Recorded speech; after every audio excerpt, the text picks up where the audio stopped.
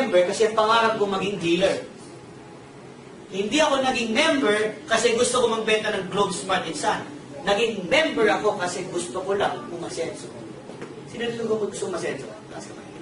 Kaya pag-usapan natin mamaya pag-asenso mo, ma'am. May tatanong ako sa bahagya, meron ka bang dreams? Sino ba may mga dreams?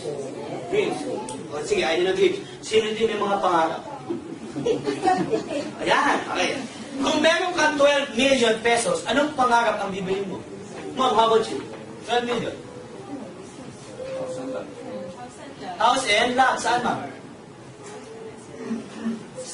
And car. Anong klaseng car? BMW.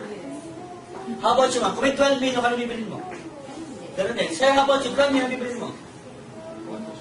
Condo. How about you, ma'am? 12 million, anong gagawin mo?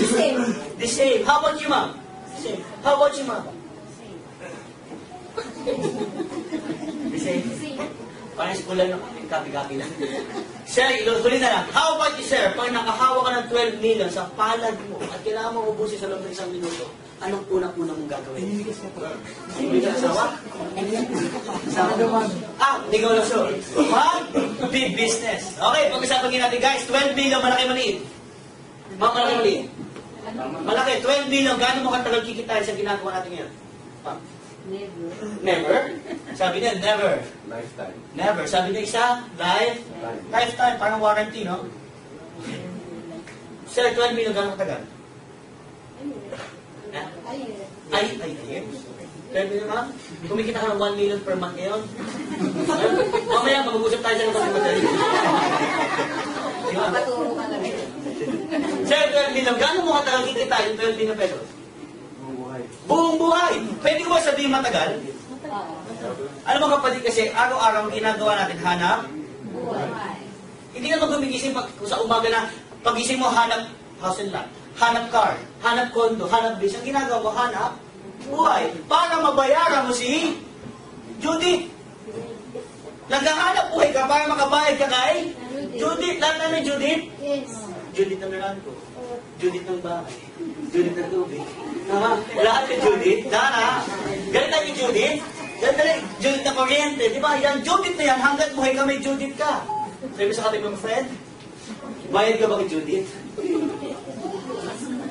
Hindi mo napapansin, habang tumatagal, yung panahon, umiikli, tama? Tumatanda ang tao. Tumatanda ang tao. Papayag ka mo mamatay, hindi ka na ng house and lot. Papayag ka mo namatay, hindi ang dapat nila gusto mo, hindi ka nagkaroon. Hindi. Minsan ka na mabuhay, dapat pang mahirap ka. Tama? Pero may papakita ko sa'yo. Huwag ka na kukuha pa. Sama, again, you're not late. You're just on time. Can you tell our friend, you're just on time? Why? This is the best part. Ano itong best part na to? Sa mga na-late, no, hindi po kayo late. Sa totoo lang, ito talagang pinuntan nyo itong araw na to. Ito lang ang kailangan mo intindihin. Ano to? Ang tawag dito, feasibility study. Pag sila ng feasibility study, ito yung pinag-aralan naman. Naan po tayo pumasok na school? Ito lang ng school. Okay, sa mga school, no? Di ba may natag na feasibility study? Yung mga pinag-aralan. Tama? Bago mo pasukin isang bagay, kailangan pag-isipan. Kasi pag ikaw nalugi, sino kawawa? Pag ikaw naman ay yumaman, sino masaya? Okay. May papakita ko sino feasibility study, nakaset, huwag kayong kuwaga, mabilis to. Nakaset sa worst case scenario. Pag sinabi mo worst case scenario, ito ang pinakamalas na pwedeng mangyari sa'yo. Okay ba to? Ulitin ko feasibility study nakaset sa worst case, dito ang buhay mo, ang taong malas daw may balat sa, dito mamambalat mo buong. Why? Ang ginawa mo simple.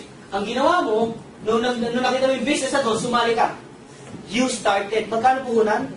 3,988. Nagbayad ka 3,988. Pagkatapos, dumating sa punto ng buhay mo, pag on mo ng Facebook mo, dalawa lang ang kaibigan mo. Pag on mo ng friends mo, ma'am, dalawa lang ang friends mo. Lahat pa ng testimonial galing sa'yo. I'm nice, I'm lovable, I'm sweet, I'm sweet. Dumating sa punto ng buhay mo, ang kaibigan mo ay dalawa lang. Ilan? Wala nang naniniwala sa'yo. Dahil ang nabenta mo, 2 dealership kits. Ilan? Tapos, wala na. Tapos, ang gawin natin ganito, pangatlo, ipasa natin yung kamalasan. Ibig sabihin dito, pass your misfortune to all your Sales force, meaning, lahat ng sumali sa'yo ay katulad mo. Minalas. Pagsali, nakabenta na, ang nangyari sa'yo, simple. Minalas ka, minalas sila, isa kay grupo. Kasi ang nabenta ay, tingnan natin ang income mo sa loob ng 2 years. Guys, are you ready? Are you ready? Can you put on your hands sa inyong gilid, sa gilid, papago kami ito. Lagay na ba ito kami dito? Lagay na po. Kasi very critical to papakita ko susunod guys. Critical to guys. Ilagay yung mga kamay sa gilid, ito sa gilid, sa gilid. At ilagay malagay mo, kailangan to gawin. Critical to. Okay guys, itong papakita ko sa'yo, 60 seconds lang. Ilang seconds? 60. Pero bago ko pakita sa yan, gusto ko munang fasten your seatbelt. Fasten your seatbelt. Kasi ma'am, nung huli ko pinakita ito ma'am, may bumulagta. So pag nakita mo yung katabi mo, may gewang-gewang na, hawakan mo. Okay? Can you tell your partner? Are you ready? Okay, let's start.